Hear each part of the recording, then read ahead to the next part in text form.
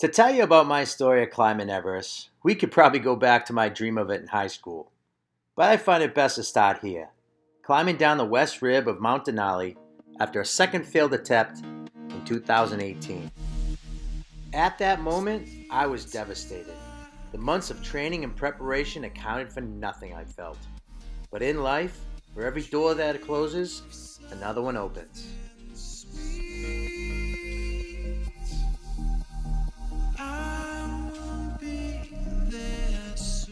When we got back to Anchorage, Pasang Dava Sherpa, a member of the team, asked me if I wanted to climb Everest with him in 2019.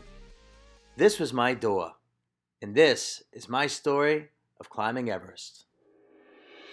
With this being my fourth big mountain expedition, I've grown accustomed to training hard.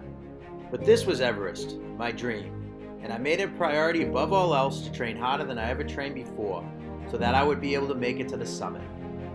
Countless strength training sessions, tire dragging, hours upon hours of running stairs, and days upon days climbing and hiking in the mountains meant sacrificing comfort and a social life for the unrelenting desire. High altitude all-in-one boot. Got it. That's the one we're taking. Mid-layer top, the R1 hoodie. Got it. The down suit, that big motherfucker. Got it. Gear preparation is essential. Johnny is helping me through one of the several gear checks I'll do before the expedition. And for this, I actually kept my shirt on. Finally, the day arrived. 26 hours of traveling from Los Angeles to Hong Kong, then Hong Kong to Kathmandu, the capital of Nepal. With 3 days in Kathmandu, I explored the city that has piqued my curiosity for its rich climbing history and culture for so many years. My wonderment led me down crowded streets filled with a melting pot of people from so many regions, religions, and caste systems I never encountered before. Colorful shops, temples, and prayer flags decorated the city, giving it its allure. Because the runway at the Kathmandu airport was under construction, we had a 3-hour drive into the mountains to this small airport. Then a 45-minute flight, and we arrived at the notorious Lukla Airport, notorious for being the most dangerous airport in the world. I mean, look at it. It goes downhill and off a cliff. After a quick breakfast in Lukla, we hit the trekking trail to Pak Ding for our first night. It'll take about 7 days to get up to Everest Base Camp, with 2 rest days in between. We spend 2 nights here in the majestic Namchae Bazaar. The village is set in a horseshoe-shaped bowl that looks directly out at the sheer face of Kongi. This place is amazing. The culture is absolutely stunning, and the people are the nicest you'll ever meet. It was a 5-hour hike from Namchae to Pengboche, where we would spend the next night. But the time melted away gazing upon the Himalayan giants towering above. This is when the trip became a reality to me, and my imagination of it all turned into reality. I had always imagined myself here, but nothing prepared me for the true beauty of this land.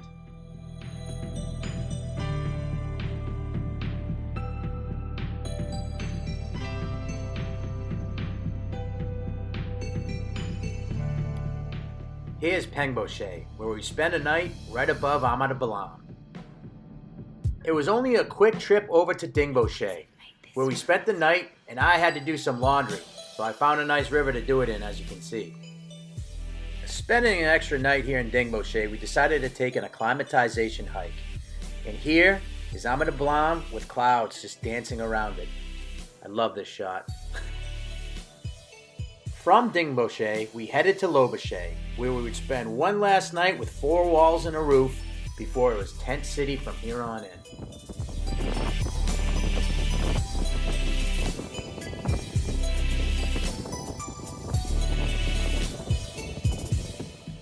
This is Gorakhpur, the last real established town that you will see before you hit Everest Base Camp.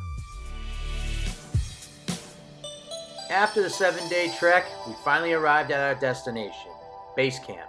This was home. And our camp had the best view of the Khumbu Icefall. Days at base camp were initially relaxing, getting to know all the other climbers, watching the mountains around you, and watching operations as they came and went.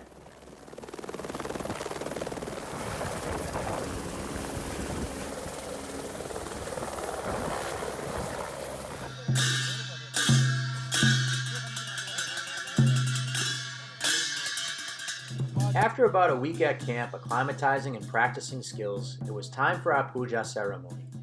Climbers and Sherpas take part in the Puja Ceremony, which is a rite of passage. The ceremony is performed to make contact with the divine Sagarmatha and pray for our safe expedition. I found my first acclimatization hike through the Khumbu Icefall to be exhilarating.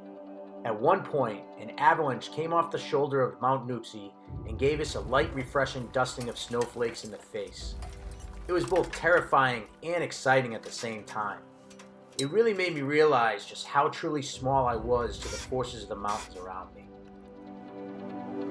Here on a break, Pasang is smoking a cigarette, but me, I'm over in the corner dying. The first acclimatization is always the hardest. You're not used to the altitude, so you're sucking wind and just trying to get in as much oxygen as you can.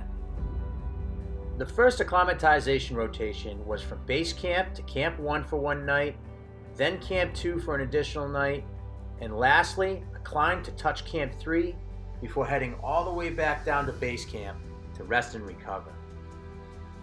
This right here was staring up at the spindrift coming off Nuptse from Camp 1.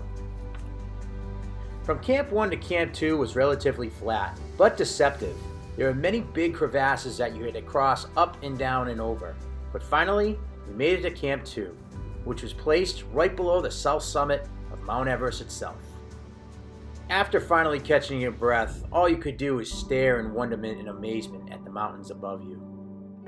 I think the most fun I had on the acclimatization hike was climbing up the Lotsy Face. Here we are, on the hard surface, with a little bit of wind coming in our faces.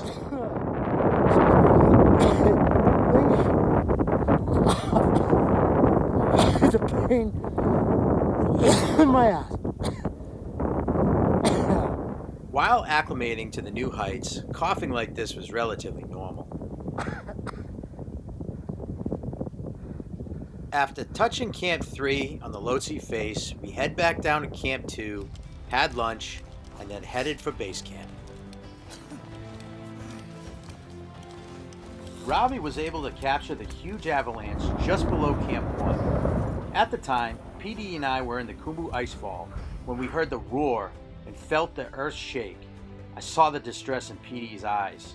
We were close to the area where in 2014, 16 Sherpa lost their lives when a serac on the western spur collapsed. "Run," he said, and without hesitation, I did for what seemed like an eternity, until we were deemed safe.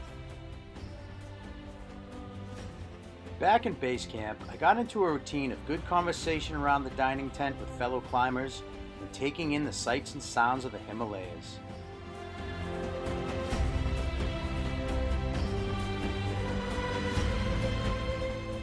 Standing right here with the avalanche coming down appears a lot stupider than it really was.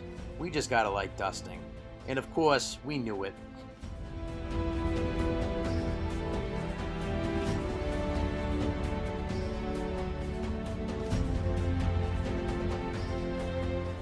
To stay occupied, I would hike up to Pamori Base Camp across a valley at 19,000 feet.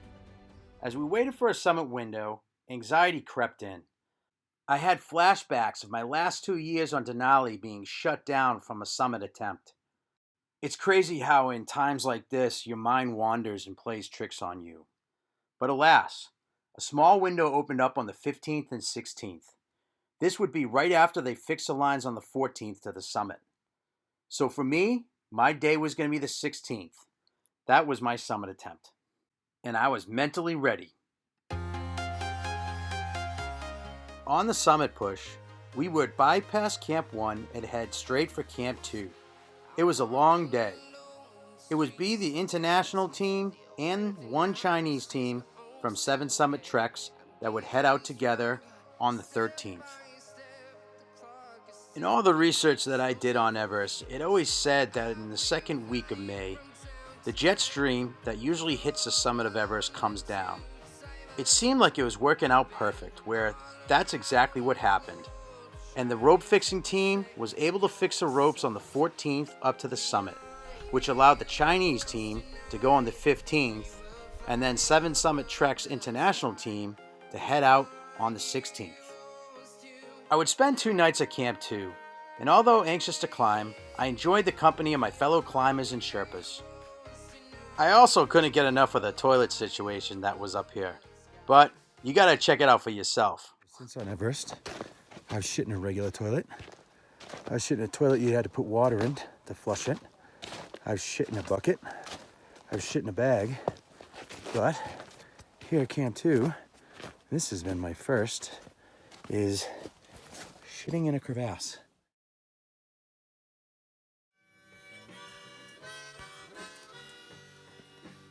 This video has a special place in my heart, and it's hard to talk about, but this story cannot be told without sharing it.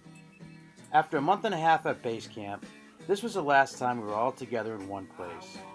Some were climbing Lotsy, some were leaving the next day for a summit push on the 15th.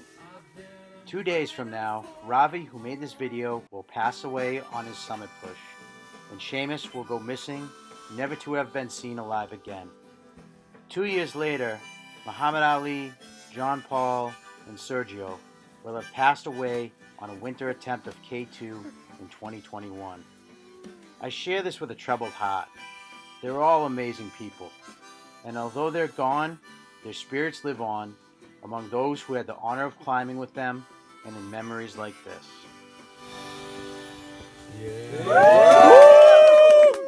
On the 14th, I set out from Camp 2 and headed up to Camp 3 on the Lotsy Face.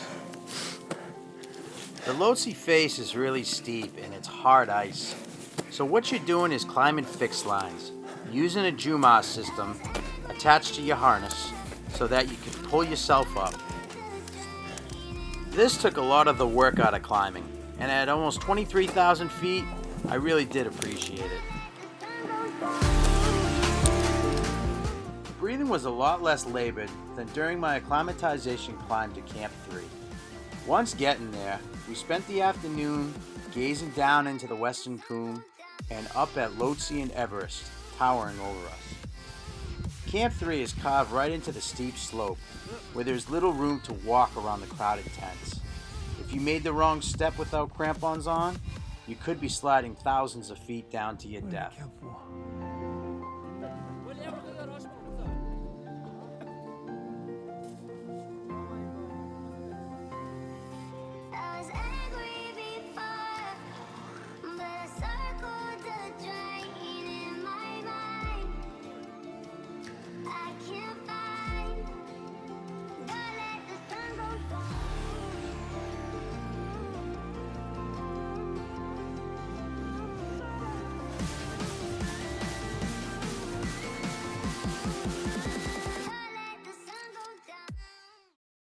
I absolutely love this memory, looking down at the cloud canvas western Coombe. That night at Camp 3, I got no sleep whatsoever, and was up at 2 a.m. to get here, Camp 4. In the dark hours of the morning, we started out for Camp 4. The extreme altitude here played with my digestional tract, as it always does. Luckily, Lotsy Base Camp let us use their bathroom, and then, by 11:30 in the morning, we made it to Camp 4. We spent most of the day at Camp 4 napping, eating noodles, and just talking. And on May 15th at 9:30 p.m., we set out for the summit. I had no conception of time. My mind was in a psychological battle with the will to take that next step over and over again. The lack of oxygen and extreme cold were adversarial elements that put my perseverance to the test. I was at my limit below the south summit, where my crampons would scrape along the hard rock, desperately trying to grasp some of the soft snow. It was one step forward and then slide a half a step back. The south summit, I almost quit when I found I was losing my vision. I later found out it was my eyeballs were freezing. Hiking through the night, I hadn't thought I needed my goggles on, But my guy PD gave me the confidence and mental push to get me to the summit. Thank God for him, or else I probably wouldn't have been standing right here.